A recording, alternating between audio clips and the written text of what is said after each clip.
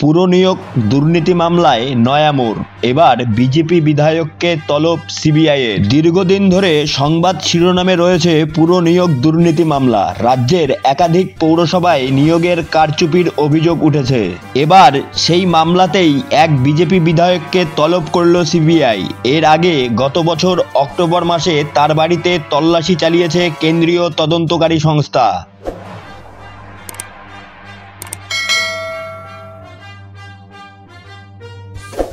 পুরনিয়োগ দুর্নীতি মামলায় রানাঘাট উত্তর পশ্চিমের বিধায়ক পার্থসারথী চট্টোপাধ্যায়কে সিবিআই দপ্তরে হাজিরা দিতে বলা হয়েছে। আগামী শুক্রবার তাকে নিজাম প্যালেসে হাজিরার কথা বলা হয়েছে বলে সূত্রের খবর।